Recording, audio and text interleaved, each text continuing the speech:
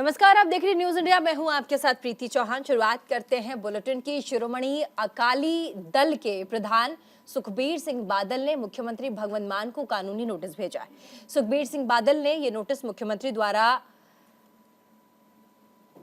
CM house को दिए गए बयान के चलते भेजा है। साथ ही सुखबीर सिंह बादल ने इस संबंध में मुख्यमंत्री से 5 दिन के अंदर लिखित में माफी मांगने को भी कहा। उन्होंने कहा कि मुख्यमंत्री ने मुझ पर और मेरे परिवार पर गलत आरोप लगाए। उन्होंने नोटिस में यह भी कह दिया कि अगर मुख्यमंत्री ने तय समय के अंदर माफी नहीं मांगी तो मुख्यमंत्री के खिलाफ मानहानि का मुकदमा होगा।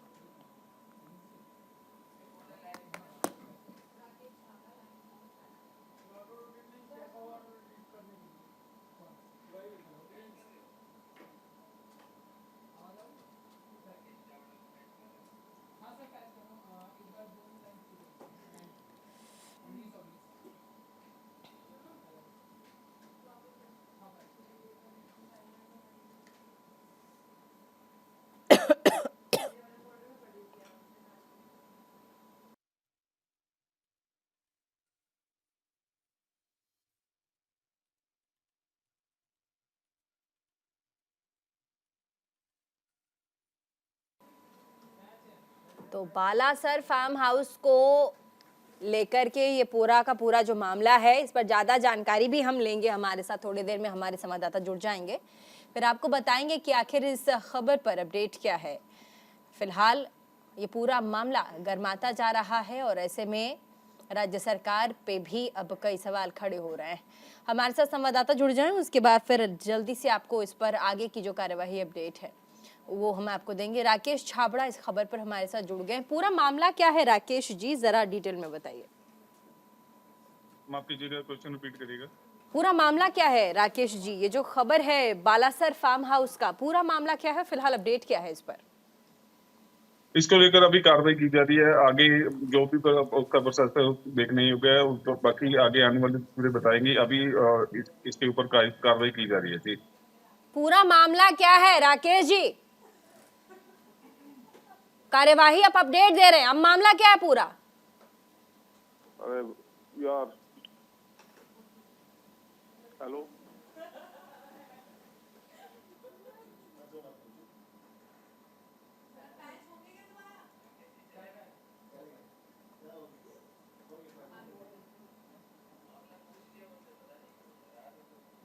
तो गंभीर मामला है और ऐसे में देखिए लगातार अपडेट लेने की हम कोशिश कर रहे हैं। फिलहाल ये मामला जो है वो गर्माता जा रहा है, माफी मांगने तक की नौबत आ गई है। 5 दिनों का अल्टीमेटम दिया गया है। बालासर फार्म हाउस का पूरा मामला है, इसके बयान को लेकर के कहासुनी का मामला है, जिस पर नोटिस तक अब आ गया है। लीगल नोटिस आपके टीवी स्क्रीन पर है, आप देख सकते हैं। ये लीगल नोटिस है जो कि दिया जा रहा है। फिलहाल देखिए माफी मांगने के लिए 5 दिन का अल्टीमेटम दिया गया है। बालासर फार्म हाउस का मामला जो कि अब गर्माता जा रहा है।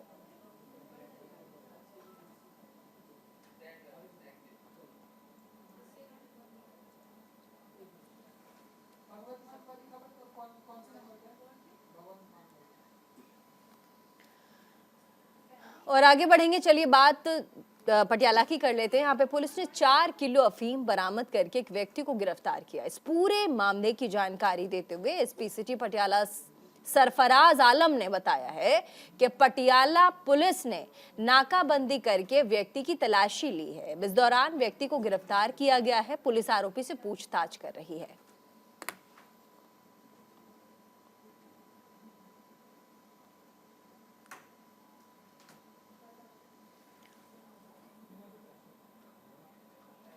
तो देखिए पटियाला की एक घटना है, इस पर पुलिस ब्रीफ कर रही है। वहां की पटियाला की पुलिस, पंजाब पुलिस, और ऐसे में आपको सुनवा भी देते हैं कि क्या कह रहे हैं।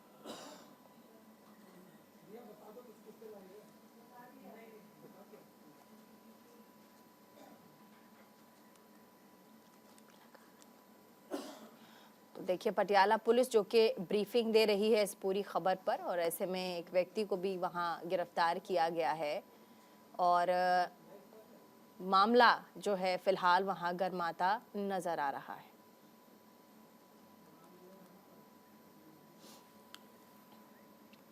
देखिए, हरियाणा के नूंह में एक बार फिर से हंगामा खड़ा हो गया। आरोप यहाँ ये है कि बेटे के जन्म पर कुआं पूजन करने जा रही महिलाओं पर दूसरे समुदाय के बच्चों ने पत्थर फेंक दिया।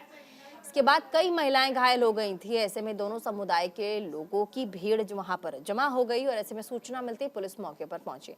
मामले को शांत करवा दिया गया था। वहीं मामले को लेकर एसपी नूंह नरेंद्र सिंह बिजारनिया ने कहा है कि महिलाओं को शिकायत पर एफआईआर दर्ज कर ली गई। मदरसे से फुटेज आए जिसमें 3 लड़के खड़े कर दिए गए, जिसके आधार पर तीनों लड़कों की पहचान की गई।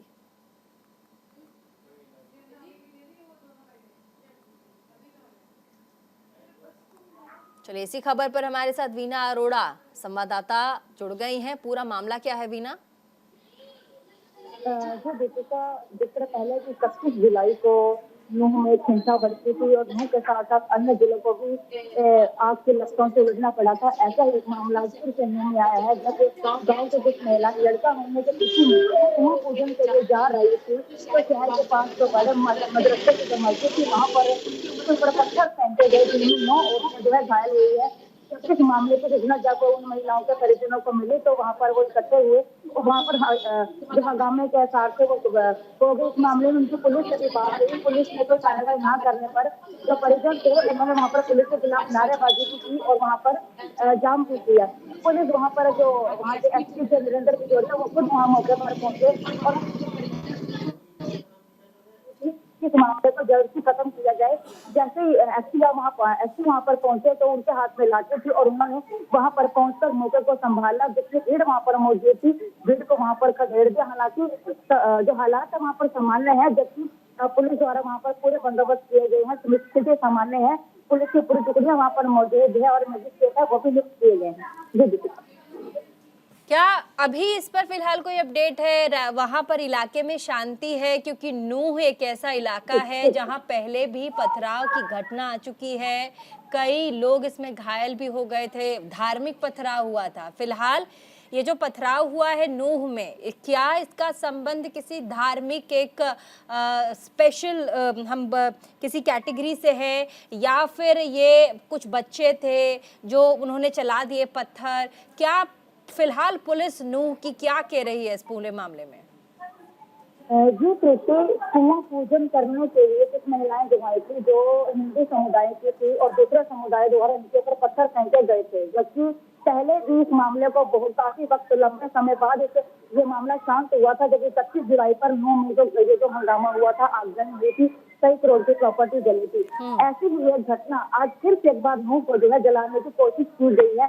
कहीं ना कहीं से नूंह को फिर से जलाने की कोशिश की गई है, जिसको पुलिस ने भड़कने से पहले ही अपने काबू में कर लिया है। जैसे चौक में दिखा रहे हैं आपको, पुलिस वहाँ पर मौजूद है, स्थिति सामान्य है।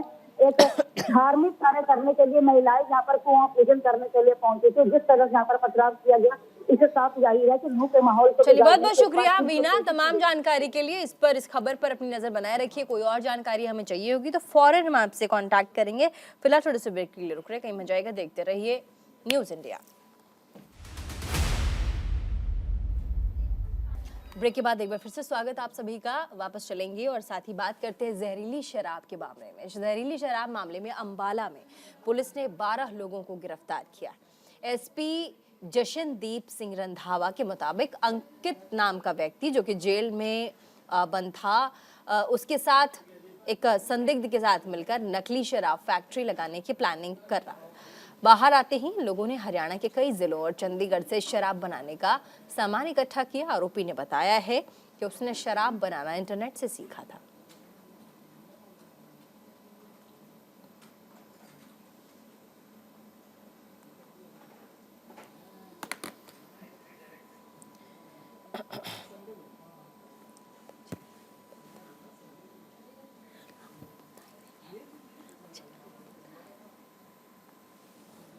तो ये जो पूरा मामला है अंबाला का है, जिसमें देखिए इंटरनेट से शराब बनाना अब लोग सीख रहे हैं। अब ज़माना इंटरनेट का है, ऐसे में इंटरनेट की जितनी खूबियां हैं उससे ज़्यादा खामियां भी हैं, और ऐसे में शराब बनाना इंटरनेट से सीख रहे हैं लोग। हमारे साथ इसी पर संवाददाता जुड़ गए। ये पूरा मामला क्या है और साथ ही इंटरनेट से देखकर शराब बनाने वाला पूरा मामला है ये, और इसे शायद आसपास के इलाकों में भी ये स्प्रेड कर रहे थे, बांट रहे थे। क्या है पूरा मामला प्रिंस? बताना चाहूँगा जो ये जहरीली शराब का मामला है, इसमें अगर अब तक की बात की जाए तो 12 आरोपी को गिरफ्तार कर लिया गया है। और इसी में जो एसपी जशनदीप सिंह रंधावा की रिपोर्ट के मुताबिक उनकी जो पूछताछ है, पूरी कार्रवाई है, उसमें यह उनके पता चला है कि जो मुगली है, इसको अंकित उर्फ मोगली और मोनू राणा, इन्होंने जेल में बैठकर इसकी पूरी प्लानिंग की थी कि किस तरह से फैक्ट्री लगानी है। सारी प्लानिंग जेल में बैठकर ही की गई थी। और उसी के बाद जेल से रिहा होने के बाद उसने लगातार हरियाणा के कई जेलों से और चंडीगढ़ से शराब का काफी जो सामान है इकट्ठा किया। लेकिन इसके पहले ही उनका ये भांडा फूट गया, क्योंकि यमुनानगर और अंबाला साइड इससे पहले जहरीली शराब पीकर 30 से ज्यादा लोगों की मृत्यु हो चुकी है, जिससे लेकर आसपास इलाकों में काफी रोष है और लोगों के मन में डर भी बहुत है। और इसी बात को लेकर पुलिस है वो एक्शन में आई और उन्होंने स्पेशल कमेटी गठन की, आसपास इलाकों में जांच की, जहां शराब के ठेके हैं वहां सर्च ऑपरेशन जारी किया, देखा। और इसी के दौरान जो उनकी फैक्ट्री लगाने का मामला था वो ठप हो गया, फैक्ट्री लगा नहीं पाए। और इन्होंने इसी पूछताछ के दौरान जो अंकित ने बताया, बयां किया कि हमने जो पूरा ये देखा जहरीली शराब बनाने का मामला, ये हमने इंटरनेट से ही सीखा। और इसी के तहत अब जो पुलिस है उन्होंने स्पेशल कमेटी गठन की हुई है। जो हरियाणा के कई इलाके हैं, पंजाब के कई इलाके हैं, जहां पे इन्होंने अभी फैक्ट्री लगानी थी, आगे अपना जो कारोबार है बढ़ाना था, उसको लेकर सारी कार्रवाई जो जारी है, पूछताछ जारी है, इनसे पूछताछ भी करी जा रही है। अब तक जो दिल्ली से भी कई आरोपी गिरफ्तार किए हुए हैं, लेकिन उनका नाम अभी सामने नहीं आया क्या नाम है। लेकिन काफी लोग जो 12 लोग आरोपी गिरफ्तार किए हैं वो अलग अलग इलाकों से हैं, कि पंजाब सहित हरियाणा, हिमाचल, पंजाब, अभी इन इलाकों में इनका कारोबार बढ़ना था। वहीं पे शराब की फैक्ट्रियां लगानी थी और वहां पे सप्लाई करना था। तो वहां पे कौन कौन लोग हैं जो इस सारे मामले में मौजूद हैं, इसमें साथ लगे हुए इनके जहरीली शराब को बेचने में, तो इन सब पे कार्रवाई जारी है। पुलिस अभी भी लगी हुई है, अपना जो कर्तव्य है उस पर तो जारी है। यहाँ क्या ये इंटरनेट से देखकर शराब बनाने का जो मामला, आसपास के इलाके क्या इसकी चपेट में हैं? क्या यही एक गिरोह है या इसके अलावा भी कई गिरोह हैं जो इसमें शामिल हैं? क्योंकि पंजाब और हरियाणा एक ऐसा राज्य है जहाँ कहा जाता है कि शराब और ड्रग्स खुले में मिलते हैं और साथ ही बॉर्डर पार इलाके से भी यहाँ सप्लाई किए जाते हैं। देखिए प्रीति, आपने जैसे सवाल किया कि क्या यही लोग हैं। देखिए लोग, ये तो एक मामला सामने आया क्योंकि लोगों की मृत्यु हो गई जहरीली शराब पीने से, जिसके आने के बाद जो शराब का मामला है वो काफी बड़े लेवल पे पुलिस की आंखों में आया, देखा गया कि हाँ ये मामला सामने है। और फिर इसको लेकर सर्च ऑपरेशन जारी किए, जितने भी ठेके हैं शराब के वहां पे देखा गया। जब वहां पे पाया गया कि जहरीली शराब है, तो उसके पीछे तक की गहराई में कौन कौन लोग हैं जो इसका व्यापार कर रहे हैं, इसको बना रहे हैं, फिर ये मामला बड़े लेवल पर उठा, लोगों की निगाह में आया। इससे पहले काफी समय से गांव में जहरीली शराब बिक रही थी, काफी लंबे समय से बिक रही है, लेकिन ये मृत्यु होने के बाद ही ये मामला कहते बड़े लेवल पे उठा। ठीक है, और बहुत ये बहुत बात शुक्रिया अगर तमाम आपने जानकारी के लिए। आगे बढ़ेंगे। हरियाणा सरकार ने पुलिस विभाग में बड़ा फेरबदल किया है। सरकार ने 14 आईपीएस अधिकारियों का तबादला किया है। साथ ही 1996 बैच के आईपीएस अफसर्स ममता सिंह को लॉ एंड ऑर्डर के साथ ही स्टेट क्राइम ब्रांच एडीजीपी में लगाया गया है। वहीं 1998 बैच के आईपीएस हरदीप सिंह दून को आईजीपी लॉ एंड ऑर्डर के साथ आईजीपी ट्रैफिक करनाल की जिम्मेदारी दी गई। इसके अलावा 12 अधिकारियों को भी सरकार ने जिम्मेदारी दी है।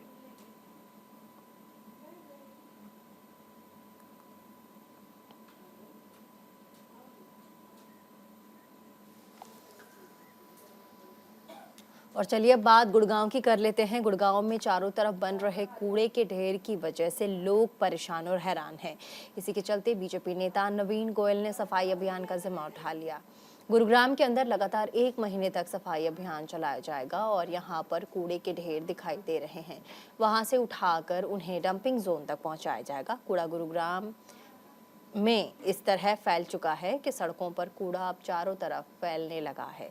कूड़े की वजह से गंदी बदबू और बीमारी अभी तेजी से बढ़ रही है।